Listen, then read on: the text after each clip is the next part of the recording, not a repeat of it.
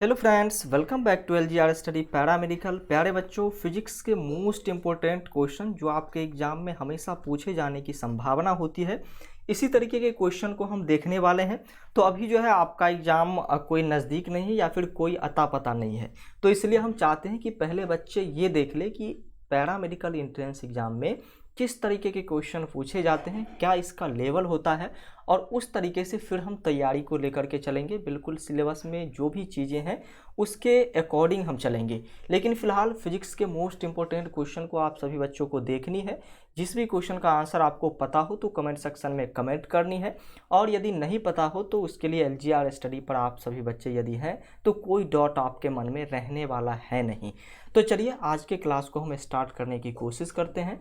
First question आपके सामने है, किस ताप पर सेल्सियस तथा फ़ारेनहाइट दोनों पैमाने पर मान बराबर होता है। तो देखिए, डिग्री सेल्सियस और फ़ारेनहाइट ऐसा एक दोनों है कि कभी न कभी एक डिग्री पर आता ही है, यानी कि कभी ऐसा होता है कि दोनों का मान जो है सेम होता है। तो ये जो है -40 डिग्री सेल्सियस है। क्या है? -40 डिग्री सेल्सियस पर जब फॉर्मूला आप अप्लाई करेंगे तब आप देखेंगे कि -40 डिग्री सेल्सियस जो आपका फ़ारेनहाइट होगा इक्वल टू -40 डिग्री सेल्सियस ही होगा, और -40 degree Celsius equal to -40 degree जो है फ़ारेनहाइट होगा। तो ये दोनों बराबर होता है -40 डिग्री पर जा कर के, और यहाँ पर बी आपका बिल्कुल करेक्ट आंसर होगा। प्यारे बच्चों, अगला नंबर क्वेश्चन है, what is the value of latent heat of ice. कहा जा रहा है कि बर्फ की गुप्त ऊष्मा का मान कितना होता है। बर्फ की गुप्त ऊष्मा का मान कितना होता है? 60 कैलोरी पर ग्राम, 40 कैलोरीज पर ग्राम, या फिर 20 कैलोरीज पर ग्राम, या फिर 80 कैलोरीज पर ग्राम। तो यहाँ पर यदि हम बात करते हैं बर्फ की गुप्त ऊष्मा के मान का, बर्फ के गुप्त ऊष्मा का मान का, तो यहाँ पर बिल्कुल आपका करेक्ट आंसर क्या होना चाहिए? तो चलिए यहाँ पर आपका आंसर जो हो जाएगा, जल्द से जल्द आप सभी बच्चे भी आंसर करने की कोशिश करेंगे। दूसरे नंबर क्वेश्चन का बिल्कुल करेक्ट आंसर हो जाएगा डी, यानी कि 80 कैलोरी पर ग्राम। चलिए अब अगला नंबर क्वेश्चन है, आवृत्ति का मात्रक होता है। प्यारे बच्चों, इस क्वेश्चन का आंसर आपको पता है क्या? यदि पता है तो कमेंट सेक्शन में आप आंसर करेंगे। What is the unit of frequency. तो फ्रीक्वेंसी के यूनिट की बात यहाँ पर की जा रही है, टेस्ला, हर्ट्ज, हेनरी, या फिर वेबर।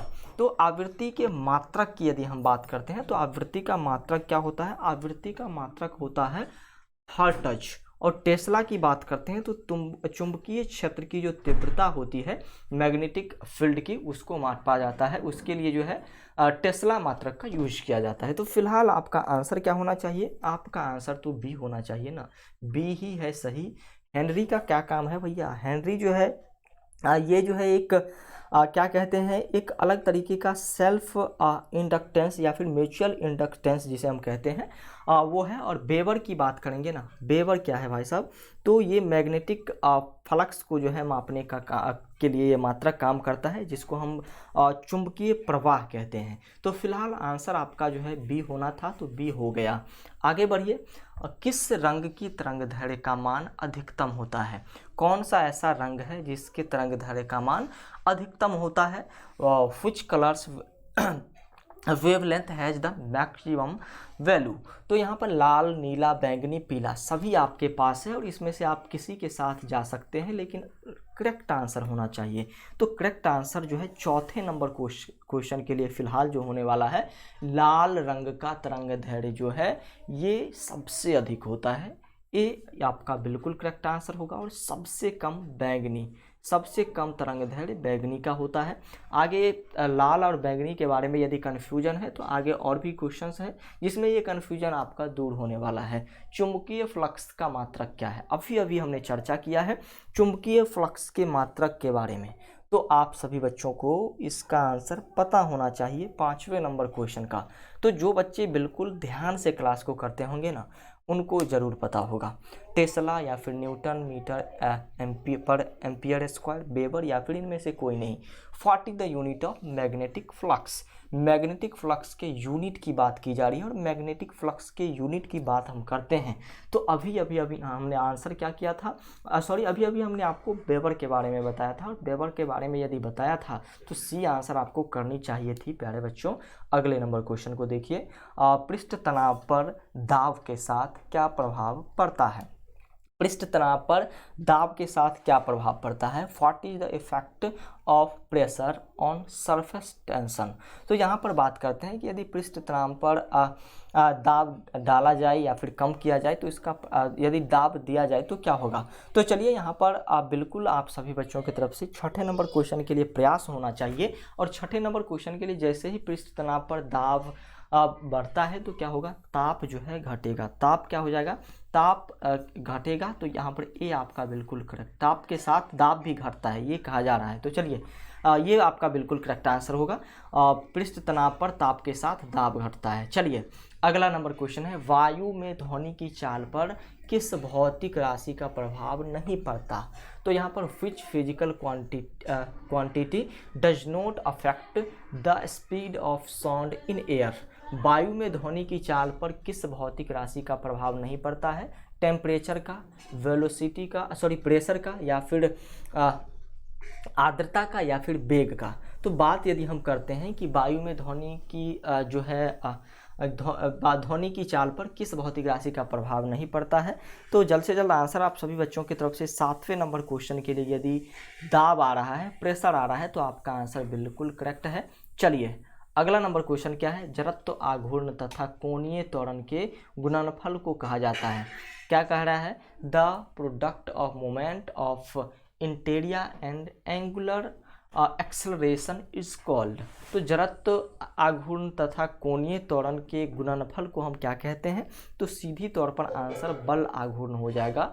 सी आपका बिल्कुल करेक्ट आंसर हो जाएगा, ट्रक। चलिए अगले नंबर क्वेश्चन पर आएंगे। अगले नंबर क्वेश्चन को जब देखते हैं तो उससे पहले आप आंसर कर दीजिए, गुरुत्वीय त्वरण का मान अधिकतम होता है। What is the maximum value of gravitational acceleration. तो यहाँ पर गुरुत्वीय त्वरण का मान जो है अधिकतम कहाँ पर होता है, ध्रुव में, भूमध्य रेखा में, पृथ्वी के केंद्र पर, या फिर इनमें से कोई नहीं। 9वें नंबर क्वेश्चन का आंसर जो है आप सभी बच्चों के तरफ से आना चाहिए। तो देखिए पृथ्वी के घूर्णन के कारण क्या होता है, पृथ्वी का जो घूर्णन होता है इसके कारण ध्रुव जो है उस सभी पावर को कंट्रोल करने का काम करता है और इसलिए यहाँ पर जो है ध्रुवों पर जो है अधिकतम मान होगा और न्यूनतम जो है विषुवत रेखा पर होगा। विषुवत रेखा इसमें है नहीं, लेकिन याद रखिएगा विषुवत रेखा पर न्यूनतम होगा, ध्रुवों पर अधिकतम होगा। अनुनाद की स्थिति में दोलनों का आयाम होता है। तो चलिए बता दीजिए एक बार जल्द से जल्द, what is the amplitude of oscillation in case of resonance. तो यहाँ पर यदि हम बात करते हैं अनुनाद की स्थिति में दोलनों का आयाम क्या होता है, कम होता है, बढ़ता है। तो सीधी जाहिर सी बात है कि अधिकतम होगा, बी आपका बिल्कुल करेक्ट आंसर होगा। अगला नंबर क्वेश्चन है, प्रकाश का निर्वात में चाल कितना मीटर पर सेकेंड होता है, ये आपको बतानी है। How does light travel in vacuum. तो वैक्यूम में हम बात यहाँ पर क्या कर रहे हैं, ट्रेवल की बात कर रहे हैं, किसके ट्रेवल की, लाइट के ट्रेवल की बात कर रहे हैं। और प्रकाश में प्रकाश की निर्वात में चाल कितनी होती है, तो प्रकाश के निर्वात में चाल याद रखिएगा 3 × 10⁸ मीटर पर सेकेंड, यानी कि आंसर जो है सी आप सभी बच्चे यदि कर रहे हैं तो काफ़ी अच्छी बातें हैं। अगले नंबर क्वेश्चन को देखिए, फोकस दूरी वक्रता त्रिज्या की कितनी होती है। तो फोकस दूरी वक्रता त्रिज्या की कितनी होती है, f बराबर क्या होता है भाई साहब, f इक्वल टू क्या होता है आप सभी बच्चों को पता है, r/2 और r बराबर 2f। तो यहाँ पर बिल्कुल सीधी सी बात है, आंसर आप आसानी से कर सकते हैं। फोकस दूरी जो है वक्रता त्रिज्या की कितनी होगी, तो आधी ही होगी ना, ये आंसर आपका बिल्कुल करेक्ट होगा। चलिए नेक्स्ट क्वेश्चन है, समतल दर्पण की फोकस दूरी कितनी होती है। समतल दर्पण, यहाँ पर हम बात समतल दर्पण की कर रहे हैं, समतल दर्पण की फोकस दूरी कितनी होती है। What is the focal length of plane mirror. Plane mirror की फोकल लेंथ की बात यहाँ पर यदि हम करें तो ये क्या हो जाएगा, इनफाइनाइट हो जाएगा। क्यों इनफाइनाइट होगा सर, क्यों इनफाइनाइट होगा, इसलिए इनफाइनाइट होगा कि समतल दर्पण पर अब अंदर जो प्रतिबिंब बनता है उसकी दूरी जो है अनंत पर बनी होती है, तो इसलिए यहाँ पर बिल्कुल करेक्ट आंसर आपका बिल्कुल इनफाइनाइट आंसर आपका बिल्कुल करेक्ट होना चाहिए। अगला नंबर क्वेश्चन क्या है, अगला नंबर क्वेश्चन देखिए। जी बिल्कुल सॉरी, हम पीछे जा रहे हैं क्या, चलिए अगले नंबर क्वेश्चन को अब देख रहे हैं। कांच वायु के लिए क्रांतिक कोण का मान होता है, कांच वायु के लिए क्रांतिक कोण का मान क्या होता है भाई साहब। तो 14वें नंबर क्वेश्चन के लिए सीधे तौर पर जो आपका आंसर होने वाला है, आपका आंसर भी हो जाएगा। चलिए आगे बढ़िए, अगले नंबर क्वेश्चन की बात करते हैं। हीरे में क्रांतिक कोण का मान कितना होता है, हीरे में क्रांतिक कोण की बात यदि हम करते हैं तो हीरे में जो क्रिटिकल एंगल होता है ये कितना होता है। आंसर यदि आप सभी बच्चों को पता हो तो कीजिए, नहीं पता हो तो 24 याद कर लीजिए, सॉरी सेल्सियस क्यों लिख रहे हैं, तो 24 डिग्री, क्या 24 डिग्री जो है हीरे में क्रांतिक कोण का मान होता है। आंसर आपका डी हो जाएगा, डी आंसर बिल्कुल करेक्ट है। प्यारे बच्चों आगे देखिए, अगला नंबर क्वेश्चन जो है, दूरदृष्टि दोष से पीड़ित व्यक्ति को किस लेंस के चश्मे की आवश्यकता होती है। दूरदृष्टि दोष से पीड़ित जो व्यक्ति होंगे उनको जो है किस लेंस के चश्मे की आवश्यकता होगी, ये आंसर आपको करना है। तो प्यारे बच्चों जल्द से जल्द एक बार आंसर कर देते तो अच्छा होता, और बिल्कुल आप सभी बच्चों की तरफ से आंसर जो है आना भी चाहिए। तो दूरदृष्टि दोष वाले जो व्यक्ति होंगे उसको कौन सा लेंस लगाया जाएगा, उनको लगाया जाएगा उत्तल लेंस, बी आपका बिल्कुल करेक्ट आंसर हो जाएगा, कन्वेक्स लेंस। चलिए अगला नंबर क्वेश्चन है, जब लेंस की फोकस दूरी 1 मीटर होती है तो लेंस की क्षमता का मान होता है। When the focal length of the lens is 1 meter, then what is the value of power of lens। तो जैसे ही 1 मीटर की बात यहाँ पर की जा रही है कि फोकस दूरी 1 मीटर होगी तो लेंस की क्षमता का मान कितना डायोप्टर होगा, कितना डायोप्टर होगा, 1 डायोप्टर होगा, सी आपका बिल्कुल करेक्ट आंसर होगा। अगला नंबर क्वेश्चन है, आकाश का रंग नीला दिखाई देता है। जी बिल्कुल, हम अक्सर जो है एक अलग स्थिति में आकाश या फिर चंद्रमा को देखने की कोशिश करते हैं, वैसे फ़ोन से भला किसको उतना फुर्सत है कि वो चंद्रमा और आकाश जैसे नेचुरल चीज़ों को देखे।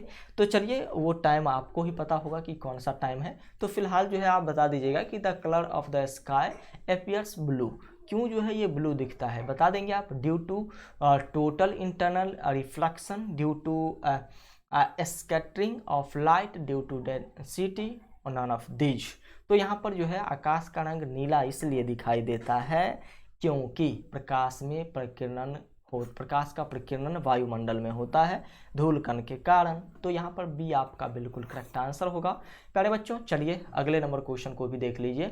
लाल रंग के प्रकाश का प्रकीर्णन कितना होता है, लाल रंग के प्रकाश का प्रकीर्णन कितना होता है। तो लाल रंग के प्रकाश की बात करते हैं यहाँ पर, तो कितना होता है, क्या होता है, न्यूनतम, अधिकतम, शून्य, अनंत। तो चलिए बताइएगा आंसर। 19वें नंबर क्वेश्चन का आंसर आप सभी बच्चों के लिए हम छोड़े जाएंगे नहीं, हम आंसर यहाँ पर कर दे रहे हैं क्योंकि ये प्रैक्टिस क्लासेज है और नए बच्चे हैं आप, तो आपको सभी का आंसर पता नहीं होगा, लेकिन जैसे ही आप 2 महीने क्लास को कंटिन्यू करेंगे तो फिर आंसर आपके तरफ से आएगा, हम तो सिर्फ जी हुजूर करते रह जाएंगे।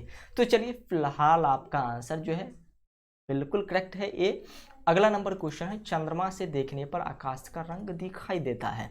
चंद्रमा से जब हम आकाश को देखते हैं, जब हम पृथ्वी से देखते हैं तो अभी हमने बात किया प्रकीर्णन के कारण ब्लू दिखाई देता है, क्योंकि कहाँ पर एटमॉस्फेयर में प्रकीर्णन होती है। लेकिन चंद्रमा से हम देखेंगे तो कैसा होगा, तो चंद्रमा पर तो एटमॉस्फेयर है नहीं, चंद्रमा पर एटमॉस्फेयर है नहीं, और जिसके कारण ये कैसा दिखता है, चंद्रमा पर कोई किसी भी तरह का वातावरण नहीं है, जिसके कारण प्रकाश जो है ये बिखरता नहीं है और इसलिए जो है काला दिखाई देता है। कैसा, ब्लैक दिखाई देता है। तो यहाँ से तो चांद काफ़ी खूबसूरत है, लेकिन चांद से हम आकाश को देखेंगे तो ब्लैक दिखाई देगा, सुकून नहीं मिलेगा साहब। अगले नंबर क्वेश्चन को देखिए, एक स्वस्थ नेत्र के लिए स्पष्ट दृष्टि की न्यूनतम दूरी है।